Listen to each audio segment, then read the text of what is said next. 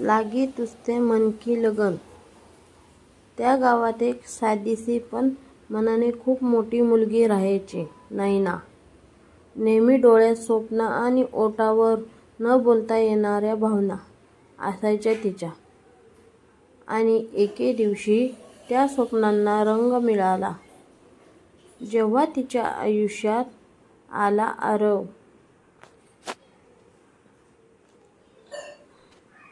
तो शहरातून आलेला, कॉलेजसाठी गावात राहणारा, पण त्याच्या वागण्यात एक खास सोज्वळपणा होता जो नैनाला हळूहळू भुरळ घालू लागला.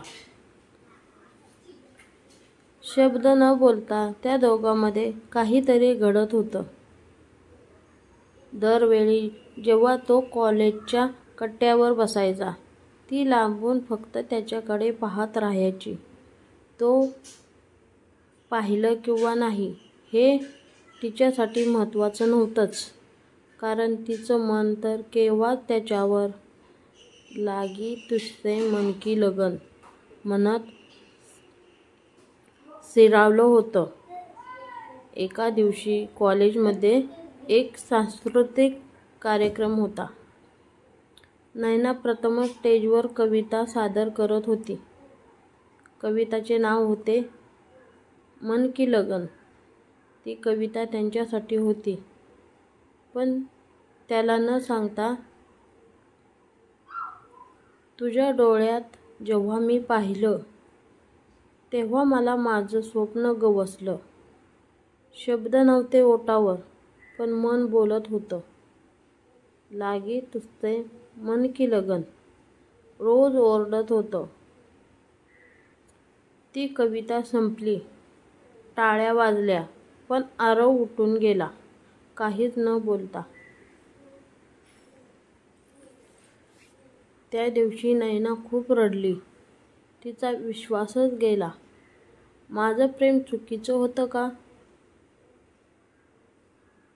2 वर्षांनी शहरातल्या एका मोठ्या कविसंमेलनात एक नाव पुन्हा पुकारलं गेलं. आरव शिरोडकर, भावनात्मक कवी. तो स्टेजवर आला आणि एक कविता सादर केली.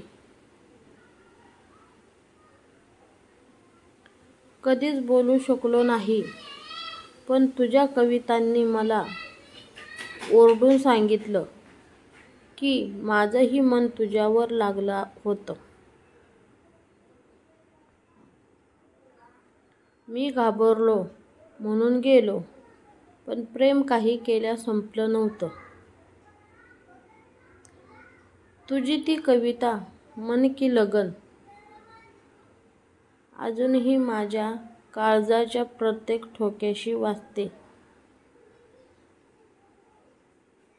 नैना प्रश्नकात होती.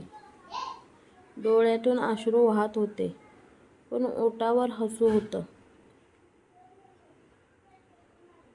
ते एकमेकांपर्यंत पोचले नव्हते, पण प्रेम मात्र मनाच्या खोल रंध्रात रुजलेलं होतं.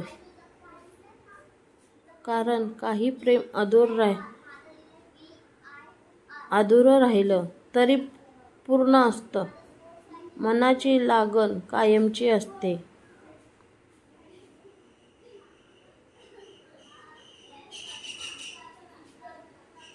तुमचं प्रेम अधुरं राहिलं असेल का? तर कमेंटमध्ये लिहा. मन की लगन अजूनही आहे. आणि जर कथा आवडली असेल तर लाईक, सबस्क्राईब आणि शेअर करा. तुमच्या एका प्रेमळ कमेंटमुळे आम्हाला नवीन कथा लिहायला प्रेरणा मिळते.